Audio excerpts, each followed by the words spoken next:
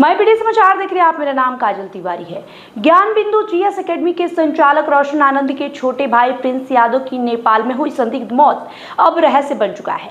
परिवार इसे हत्या बता रहा है, जबकि उनके साथ मौजूद दोस्तों का कहना है कि प्रिंस मानसिक तनाव में थे और उनकी तबीयत अचानक बिगड़ने से उनकी मौत हो गई।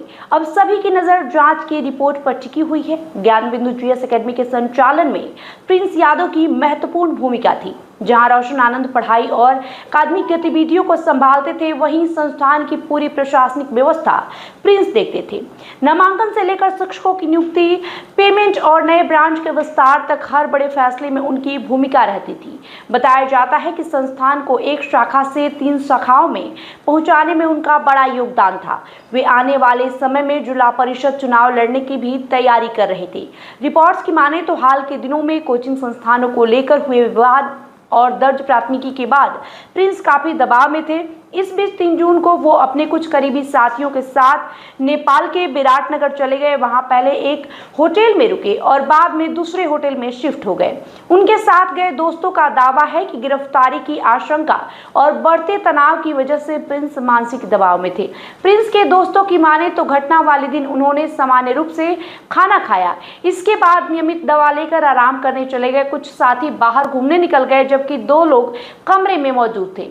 दोस्तों का कहना है कि थोड़ी देर बाद प्रिंस की सांसें असामान्य हो गई।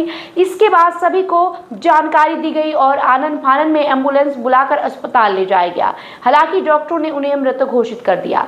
प्रिंस यादव की मौत के बाद उनके बड़े भाई रोशन आनंद ने इसे हत्या बताया है।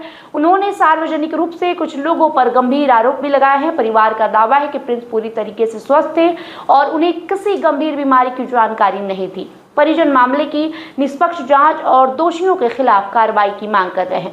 नेपाल से पार्थिव शरीर गांव पहुंचने के बाद अंतिम संस्कार किया गया। इस दौरान बड़ी संख्या में लोग मौजूद रहे।